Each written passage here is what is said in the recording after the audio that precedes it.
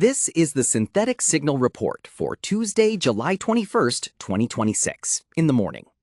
Today, we track a critical memory mapping vulnerability in ASUS hardware, the record-breaking fine against AliExpress under the Digital Services Act, a major data registry collapse in Romania, and the emergence of verification loops as the standard for enterprise AI reliability. Security researchers have disclosed a critical vulnerability assigned as CVE-2026-13585, affecting the BSITF.SYS kernel driver. This driver is a core component of the ASUS Business Manager and Software Manager software suites. The vulnerability allows an attacker with administrative privileges to perform arbitrary physical memory mapping via an IOCTL interface. This essentially permits an attacker to bypass hardware protections and manipulate system memory directly. ASUS has released a vendor advisory and countermeasures. Users managing ASUS business infrastructure must prioritize updating these drivers immediately to prevent potential kernel-level exploitation. The European Commission has issued a record-breaking fine of $625 million against the e-commerce platform AliExpress. This is the largest penalty issued under the Digital Services Act to date. The Commission determined that the marketplace failed to diligently assess and mitigate risks related to the sale of illegal, unsafe, or counterfeit products. Evidence showed that flagged items repeatedly reappeared on the platform and that sellers were successfully evading automated safeguards. This enforcement action signals a shift in the EU's regulatory stance, focusing on the systemic inability of platforms to police their own supply chains. In a catastrophic security failure, a hacker has reportedly wiped the entire land registry database of Romania.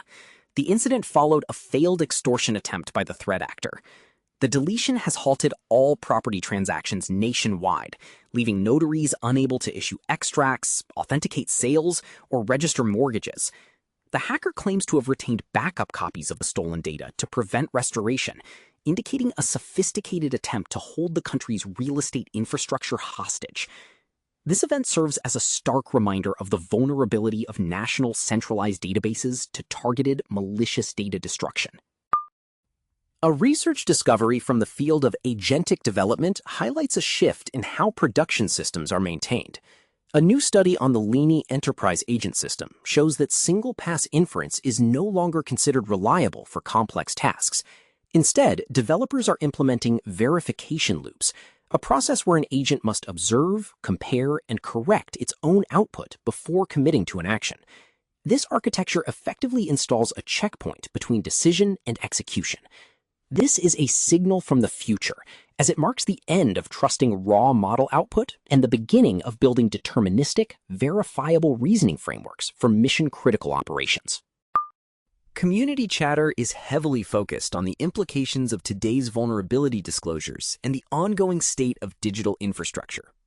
First, the cybersecurity community is alarmed by the Romania land registry incident, with many noting that the ability to wipe entire national-scale databases suggests a complete lack of immutable, air-gapped recovery protocols. Second, the hardware developer community is discussing the recent semiconductor news, specifically the collaboration between Intel and Fortinet on ASIC development using the Intel 4 node. This is being viewed as a litmus test for Intel's ability to retain external manufacturing customers. Third, researchers are tracking the surge of open weights AI models originating from China. There is a growing consensus that the restrictive, proprietary nature of Western AI labs is driving a broader global adoption of open alternatives, potentially shifting the research center of gravity away from the United States. Finally, the consensus on GitHub and engineering forums is that manual dependency auditing is failing. With the high volume of reported flaws, such as those in the Flexcity software suite, teams are moving toward automated, real-time patch orchestration to survive the current threat density.